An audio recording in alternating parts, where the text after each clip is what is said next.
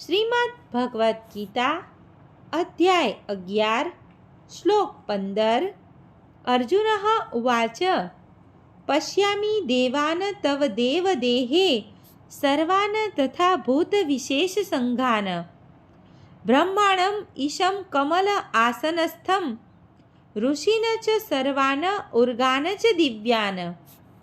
અનુવાદ. અર્જુને કહ્યું, હે ભગવાન કૃષ્ણ, હું આપના દેહમાં સર્વ દેવોને તથા અન્ય વિવિધ જીવોને એકત્ર થયેલા જોઈ રહ્યો છું. હું કમળના આસન પર બિરાજમાન બ્રહ્માજીને તેમજ શિવજીને તથા સર્વ ઋષિઓ અને દિવ્ય સર્પોને જોઈ રહ્યો છું. ભાવાર્થ.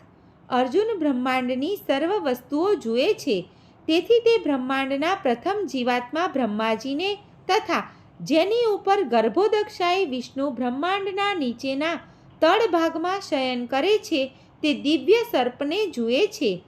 આ સર્પની શૈયાના નાગને વાસુકી કહે છે. અમુક અન્ય સર્પો પણ વાસુકી નામથી જાણીતા છે.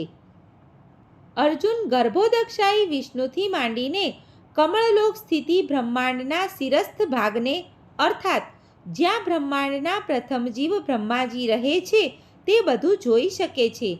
આનો અર્થ એ થયો કે અર્જુન આદિથી અંત સુધીની સર્વ વસ્તુઓ પોતાના રથમાં એક જ સ્થાને બેઠા બેઠા જોઈ શકતો હતો. પરમેશ્વર કૃષ્ણની કૃપાથી જ આ શક્ય બન્યું હતું. સર્વે મિત્રોને દીપ્તિ જોશીના જય શ્રી કૃષ્ણ.